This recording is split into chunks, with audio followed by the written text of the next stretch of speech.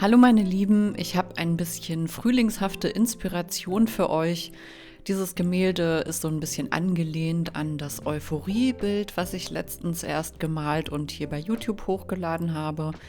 Es ist auf jeden Fall ein sehr positives Bild mit ganz viel goldenem Blattmetall und schönen hellen Farben. Also bleibt unbedingt dran, wenn ihr wissen wollt, wie ich es gemalt habe. Die Leinwand, die ich hierfür verwendet habe, ist 70 mal 50 Zentimeter groß und im Prinzip habe ich einfach losgelegt. Ich habe mal wieder mit den dunkleren Farbtönen angefangen. Das ist ein gebranntes Umbra und da habe ich mir so ein paar Gelb- und Ockertöne mit reingemischt. Wie immer findet ihr die Farben, die ich verwendet habe, in meiner Videobeschreibung, also schaut unbedingt mal rein.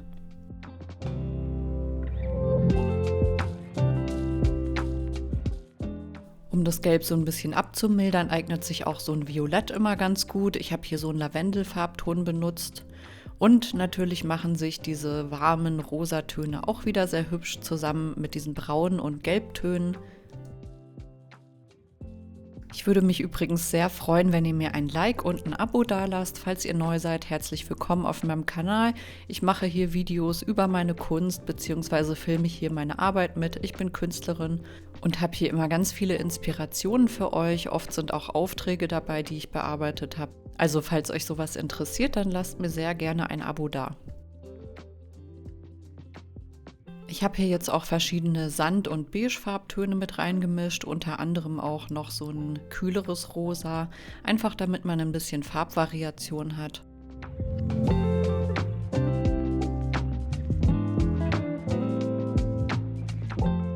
Und das Ganze arbeite ich dann auch noch mal mit meinem Malmesser ein.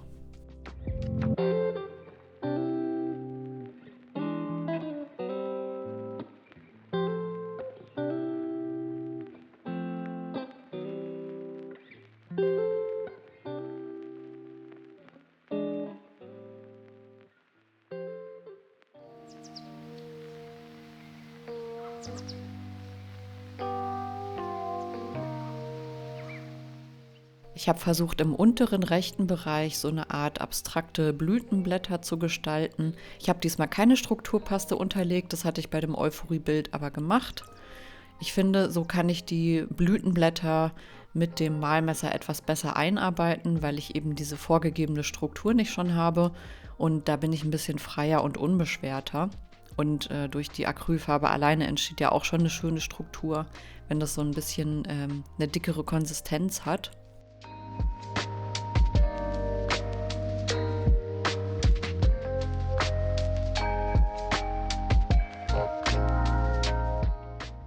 Und aus diesem etwas dunkleren, ockerfarbenen Bereich kann ich die Farbe einfach wieder ein bisschen rausnehmen und an einer anderen Stelle wieder absetzen. Das ist auch so ein Trick, den ich eigentlich immer anwende. Ich finde es halt schön, wenn an anderen Stellen auch noch ein bisschen mehr Kontrast ist, deswegen kann man da ein bisschen mit spielen.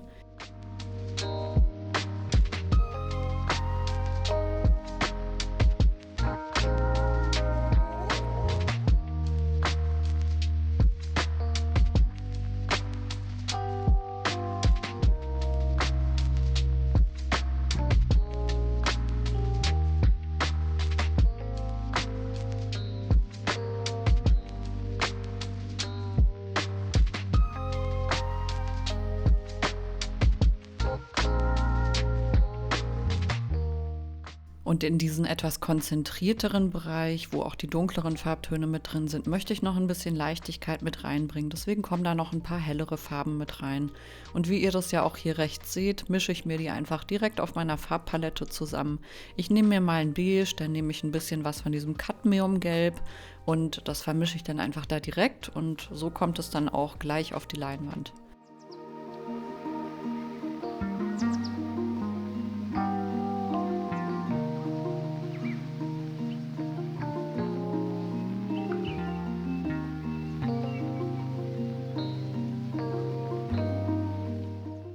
Und meine Seiten bemale ich dann einfach auch direkt, wenn ich schon mal dabei bin.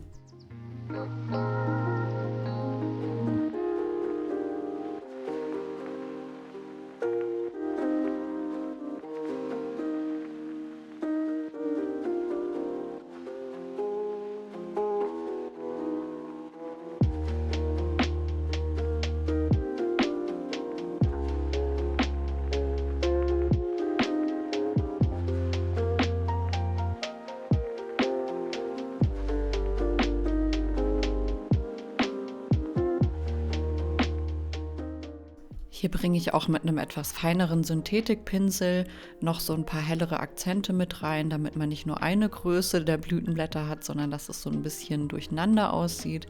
Das finde ich immer etwas natürlicher und sieht dann am Ende auch schöner aus.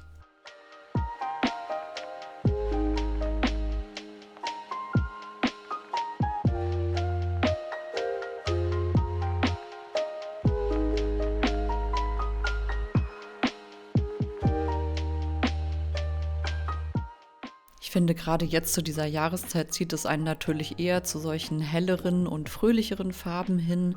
Ich finde, dieses Gelb, das passt auch einfach perfekt zu Ostern. Ich finde, so die Farbe für Ostern ist ja einfach dieses Gelb und so ein Hellgrün, also so wie wenn die Natur jetzt einfach komplett erstrahlt. Und ja, deswegen habe ich dieses Bild gemalt.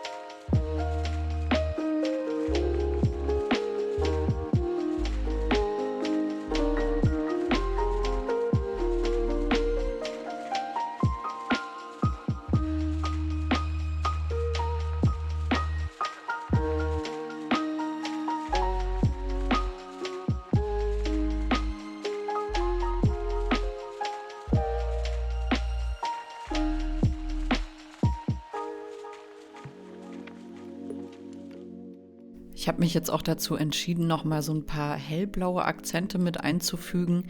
Das ist hier so ein Arktisblau. Ich finde, das ist auch noch mal so ein kleiner, schöner Farbtupfer, der da ganz gut mit reinpasst.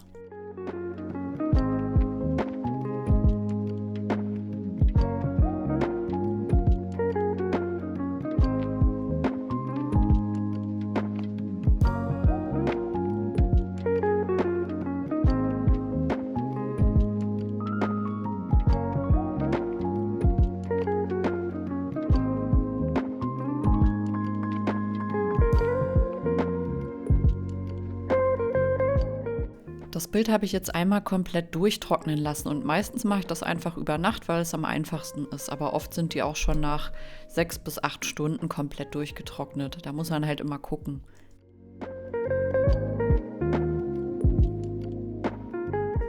Dann trage ich jetzt als erstes wieder meine Anlegemilch auf und dieser Prozess wird eine Weile dauern, weil ich ja wirklich an ganz vielen Stellen diese goldenen Akzente haben möchte und da muss man sich einfach die Zeit für nehmen und das eben einmal sorgfältig durcharbeiten.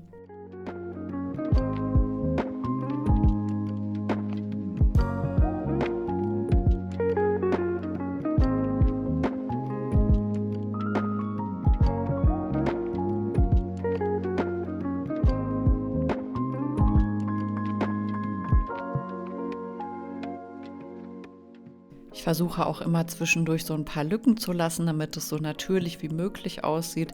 Natürlich sind das jetzt abstrakte Blütenblätter und da ist es jetzt nicht ganz so wichtig. Mal betone ich die Ränder von den Blütenblättern und manchmal male ich einfach komplett die Fläche aus, beziehungsweise streiche ich die aus mit dem Pinsel, mit der Anlegemilch hier, damit am Ende da halt eine komplette Fläche Gold ist.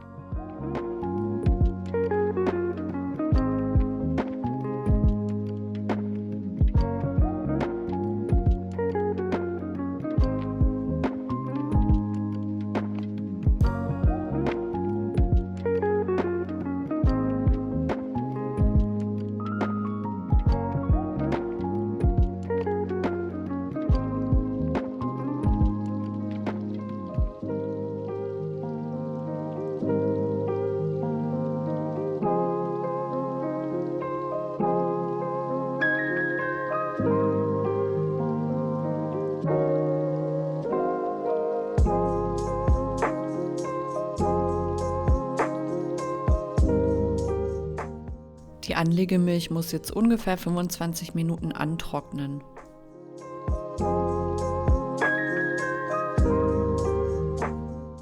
Dann lege ich hier sehr großzügig und flächig mein goldenes Blattmetall an. Und da wir so viel Fläche haben, die wir am Ende mit diesem goldenen Blattmetall füllen möchten, lohnt es sich manchmal eher, wenn man sich die Blätter einfach komplett im Ganzen drauflegt und dann einfach nur mit dem Pinsel so ein bisschen einklopft und den Rest dann einarbeitet. Also hier seht ihr, wie ich einfach diese Blätter komplett drauflege. So ist es dann auch einfacher, das einzuarbeiten. Und die goldenen Flächen an sich glänzen dann auch mehr. Also ich habe das Gefühl, wenn man die immer nur so ein bisschen einreibt, wie ich das hier mit dem Pinsel gerade mache, dann werden die auch schnell matt und ich möchte natürlich viele schöne glänzende Flächen haben.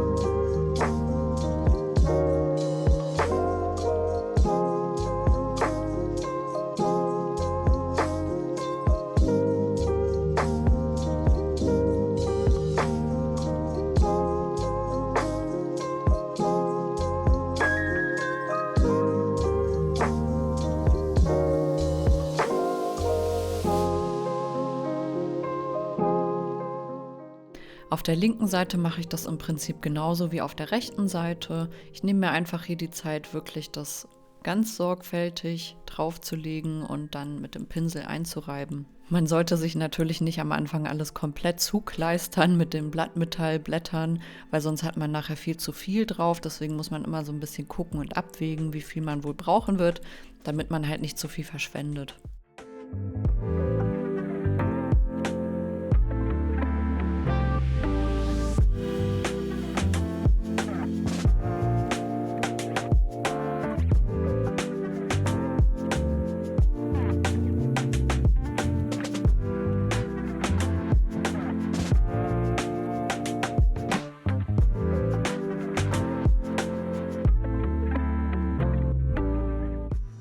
Und was dann am Ende übrig ist, versuche ich noch irgendwie in die Stellen einzuarbeiten, die ich dann noch mit Klebefläche bestrichen habe.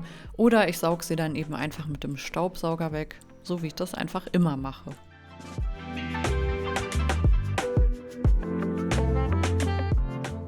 Das Gemälde hat jetzt am Ende noch einen Firnis bekommen, sodass das schön geschützt ist und auch nicht ausbleichen kann oder so.